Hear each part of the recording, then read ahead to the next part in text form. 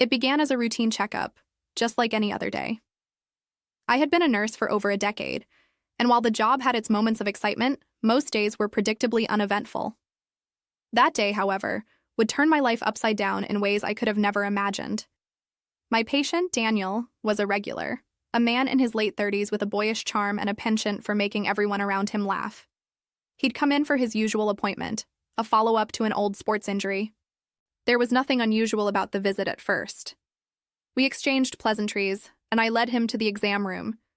But as the conversation deepened, something shifted. "You seem different today," Daniel said, his eyes studying me with an intensity that caught me off guard. "Is everything okay?" I brushed off his comment with a polite smile. "Just a busy morning," I replied, but his gaze lingered, making me feel oddly exposed. As the examination began, I focused on maintaining professionalism, but there was a tension in the room that I couldn't ignore. Daniel's voice was softer, his words more deliberate. "You know," he said, breaking the silence, "I've always admired how dedicated you are. You're different from anyone I've ever met." His words struck a chord I hadn't realized existed. My marriage to Ryan had been steady, but far from passionate. The spark we once shared had dimmed over the years, replaced by routine and obligation. Hearing Daniel's admiration awakened something in me that I thought had long been buried. I laughed nervously, trying to deflect the compliment. "That's kind of you to say," I said, my cheeks flushing. "But I'm just doing my job." He shook his head. "It's more than that. You have this light about you. It's rare." The air between us grew heavy, charged with an energy that was both thrilling and terrifying. I told myself it was nothing, that I was reading too much into a simple compliment. But the way he looked at me, like I was the only person in the world, made my heart race in a way I hadn't felt in years.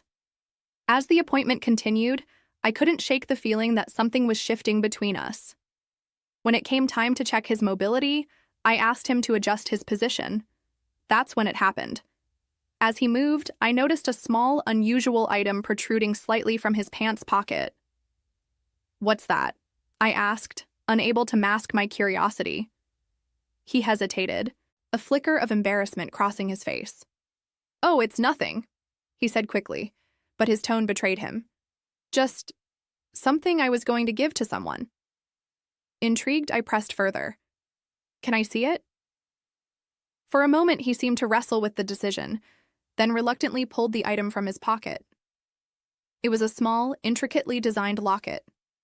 The craftsmanship was exquisite, and I couldn't help but admire it. "It's beautiful," I said, running my fingers over the delicate details. "Who's it for?" He hesitated again, his eyes locking onto mine. "Someone special," he said softly. The weight of his words hung in the air, and I felt my pulse quicken. "She's lucky," I replied, forcing a smile. "It's a lovely gift." "Maybe," he said, his voice barely above a whisper. "But I'm not sure she knows how I feel." The room seemed to close in around us, the air thick with unspoken emotions. I knew I should change the subject, steer the conversation back to something professional, but I couldn't bring myself to look away. "Sometimes," I said carefully, "it's worth taking the risk to let someone know how you feel. Life's too short for regrets." His gaze softened, and for a moment, it felt like the world outside the exam room ceased to exist. "You're right," he said. "Maybe it is time to take a chance." As the appointment came to an end, I handed him his paperwork, our fingers brushing briefly.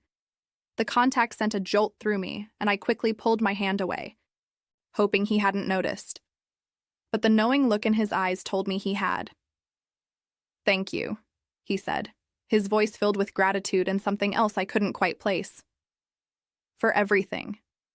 "It's my job," I replied, but the words felt hollow. As he walked out of the room, I couldn't shake the feeling that something significant had just happened, something that would change everything. Over the next few days, I found myself thinking about Daniel more than I should. His words, his smile, the way he'd looked at me, it all played on a loop in my mind. I told myself it was harmless, that it was just a fleeting attraction. But deep down, I knew better. When he returned for a follow-up appointment a week later, the tension between us was palpable. We exchanged pleasantries, but there was an unspoken understanding that neither of us could ignore. As the appointment progressed, the conversation took a more personal turn. "Have you thought about what we talked about last time?" he asked, his tone casual but his eyes searching. I hesitated, unsure of how to respond. I'm not sure what you mean." He leaned closer, his voice dropping to a whisper. "Taking a chance, letting someone know how you feel." My heart pounded in my chest as I struggled to maintain my composure. "That's not something I can do," I said finally, my voice trembling. "Why not?" he pressed, his gaze unwavering. "What's stopping you?" "It's complicated," I said, averting my eyes. "There are things you don't understand." "Then help me understand," he said, his voice filled with determination, "because I can't stop thinking about you." His confession hit me like a freight train, leaving me breathless and unable to form a coherent response. The logical part of me screamed to shut it down, to remind him of the boundaries that existed between us. But the part of me that had been starved for attention, for connection, was tempted to throw caution to the wind. "Daniel, this isn't right," I said finally, my voice barely audible. "We can't—" "Why not?" he interrupted, his voice urgent. "Who says we can't?" I opened my mouth to respond, but the words wouldn't come. Instead, I found myself drawn to him, the pull between us impossible to resist. And in that moment, everything changed.